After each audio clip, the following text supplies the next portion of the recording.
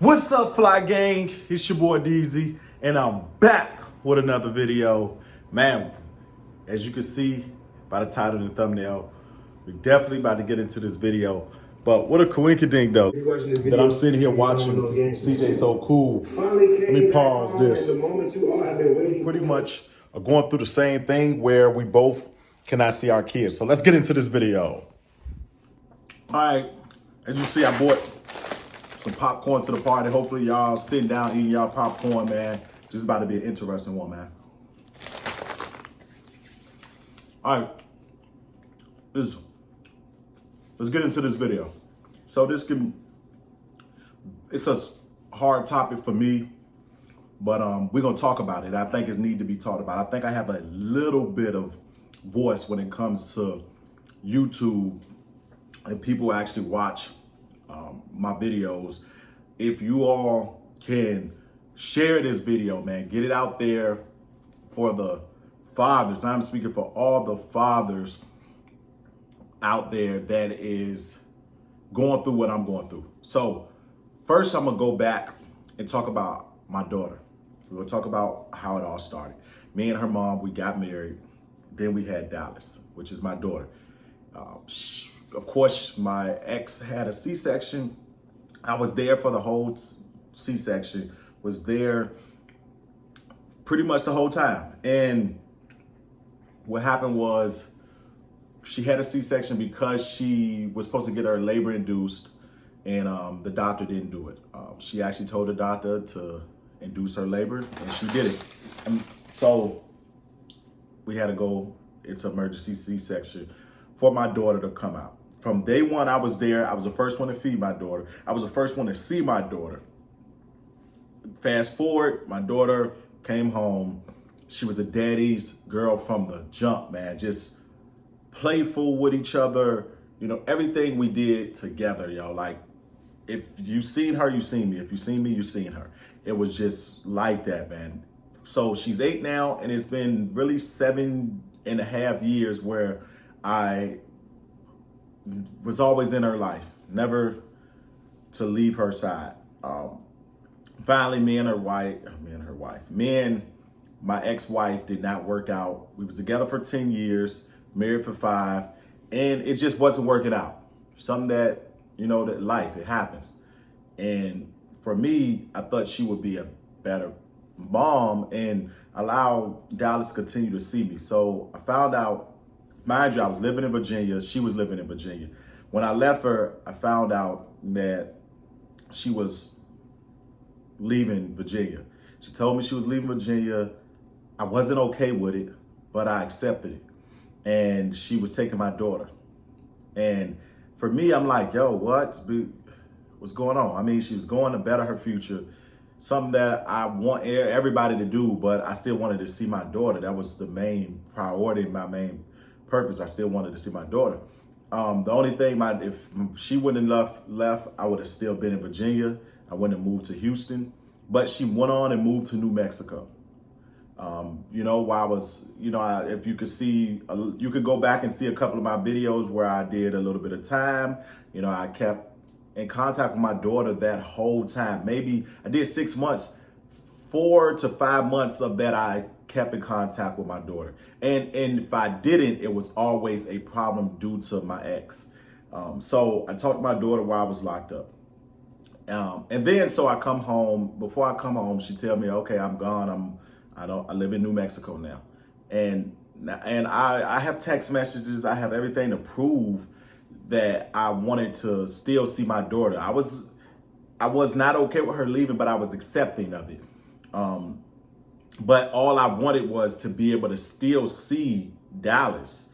And still to this day, I haven't seen her. Well, I've seen her when I came home. She demanded, oh, I'm coming to Virginia for Christmas break and not New Year's. Well, it was November. It was Thanksgiving and Christmas and New Year's break. She was coming to Virginia. And I'm like, okay, bet. I'll see my daughter. And I was like, I'll get her. Let me have her. So she was like, no, you're not going to get her without me seeing her. And if you're not going to see her every day, you're not going to see her at all. And I'm like, what? Like, what are we doing here? And I'm like, I'm not about to do that. You're not about to control the situation. So she came, I saw her one time because she wanted to control the situation. I wasn't going for that. I wanted to get my daughter, have her, and I could deal with my daughter without dealing with my ex. And she wasn't having that. So that happened. And then, of course, she went on to Chicago. I still kept in contact with my daughter. She allowed me to keep in contact. Dallas had her own phone number. Dallas was on Instagram. So I always kept in contact with her. We'll FaceTime. We'll talk on Instagram. We'll actually FaceTime on Instagram. You know, have a daddy-daughter moment. I will put the link in the description for our moment that day when I left. I have a video of that. So y'all go check that video out. And I have a video where I haven't seen her in 6 months. And the things that she was saying, it was a little loud in there, but you'll see. Go check that video out too. I will put the link in the description. So we started to talk. And as me and my girlfriend now got serious, Charisma started to push my daughter slowly away. Not answering the phone as much, not answering text messages. Some stuff happened to my daughter Instagram, which I understand, where she could no longer get on the Instagram page again because of some weirdos and stuff like that. So I understand it. So I couldn't contact her through that. So months later, I'm like, you know what? I'm just gonna move. Like I have nothing. I have nothing here. You know, if I move to Texas, I'll be a little closer to her, but it's still not as close as I want to be. We're still 9 hours away. So I moved to Texas and I'm here now. But still to this day, now, since I moved to Texas, I have not been able to talk to my daughter. It's been maybe a month maybe a month where I have not been able to talk to her. I don't know what's going on. I don't know if she's okay. I don't know if she's in school. I don't know nothing. I have no clue on what's going on. I've reached out to her. My girlfriend reached out to her. She blocked us. One day she blocked me out of nowhere. We were talking about Dallas. I was talking about how I want things to work out for me and her, for we can co-parent. And out of nowhere, she just went ghost. And I know she's still around because my girlfriend just messaged her and she blocked her. I messaged her, we were talking, and she blocked me. Like, I don't know what it is. I don't know if she realized that it's really over. I don't know if she realized that I moved to Houston with someone else. I don't know. But she claims to have a boyfriend, and I'm okay with that. I love it. I need her to do that. I want that. I want her to be happy. I wish her but the best for her because at some point I did love her. I did care for her. So I want nothing but the best for her. But you don't want the same for me because you dog me when it comes to my daughter. I had furniture that I bought for my new place when I moved out, and I put it in her possession to hold it till I got out. She never gave me that back. I had $1,000 worth of shoes that she did not give me back. I had everything at my house she has. And then when I moved out, I was still paying the rent. Mind you, $3,500 in rent every month. I was still paying that and paying my apartment rent. And then so I was still doing what I needed to do up until me getting locked up. And I even at once told her, you know, we make it work this out. And I decided that it wasn't right. It wasn't right for Dallas. It wasn't right for me and her. It was just a toxic situation, with a toxic relationship. And I thought she would be understanding when it comes to my daughter. And now I can't even see her. I can't even talk to her. Like, I've been in my daughter's life for 8 years, man. And to out of nowhere not be able to talk to her is mind-blowing. And I'm actually hurt by it. I've been hurt for months by it. My girl will tell you how hurt I am by it. And us fathers, most people, like even my family, not even like my immediate family, like my grandma and so I won't say everybody, but like they act like that I'm the bad person, or like what she's doing is okay. I bet you if I would have moved to Houston and my daughter was still been in Virginia and ran off with another girl, then I would have been a deadbeat and no good. But she go do it, and I can't see my daughter now. It's all pieces of cream. Every time I talk to my grandma about it, she brushes under the rug. And then when my grandma got mad at me and said it ain't right when I moved on and got with someone else because I'm unhappy. But then you go and try to brush what she's doing under the rug. There's no secrets. There's nothing that I have done. There's nothing where to the point where I can't see my daughter. Nothing. There's no secrets on why she's keeping my daughter away. So that is that. I have not one time not wanted to see my daughter. I told her, yes, give me my daughter. I'll have her. You have her. And of course, the courts is going to have to be involved because I want to see my daughter. Me and my daughter was like this. We were tight.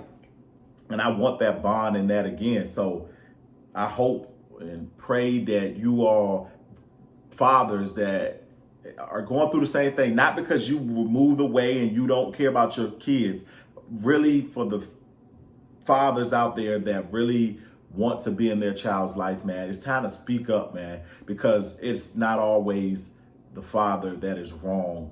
A lot of times it is the mother. And sometimes you get to the point where you like, you know what? Forget it. Y'all got it. You have it. That's the law allowed you to have them kids more and allowed you to have the upper hand. You got it. My hands is tied. And that's just how it is sometimes. Like we really get to that point. And then it looks like we the bad parent.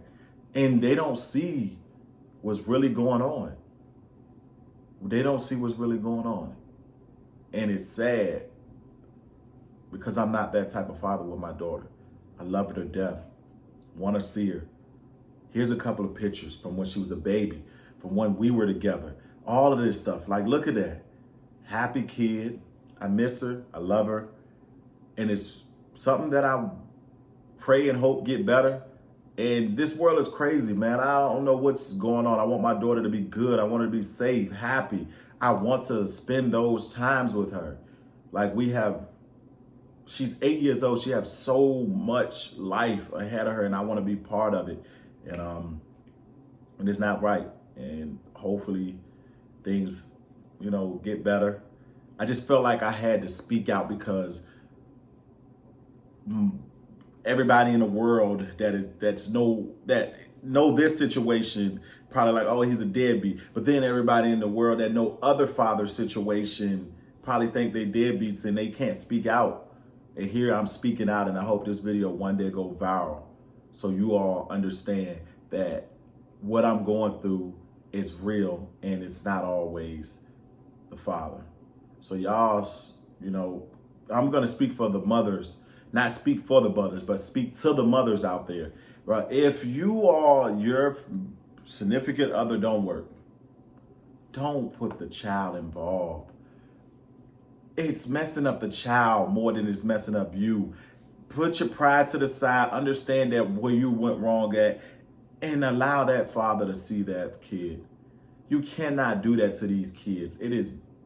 It's on the kids. Like you're doing it and it's hurting the kids. You're being bitter for nothing. If you were a better girlfriend, wife, whatever, you wouldn't be going through this. And even if it ain't that, if it is the fact that a man just dogged you out and didn't want to be with you, still don't be bitter about it. Let him have his kid. Go about your life. It was meant for you not to be with that person because he won't anyway. So with that being said, don't put it on the kid.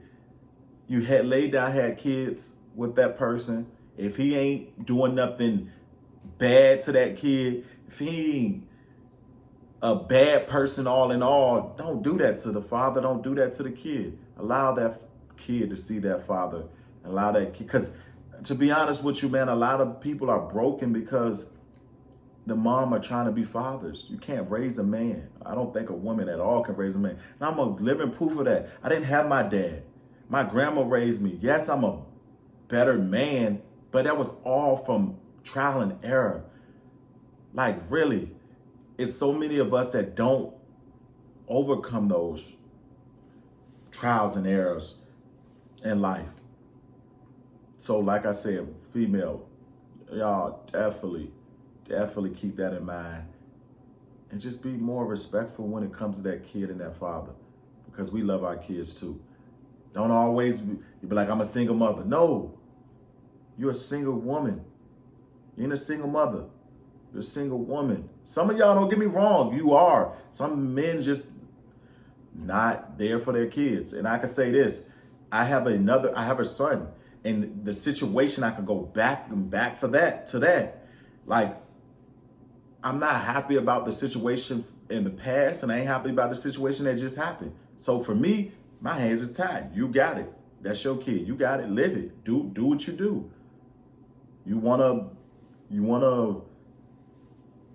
control and have all the shots. You got it. And that's how it was from the beginning, from the jump. I don't even got my last name. I didn't even get help with the name. My hands is tied.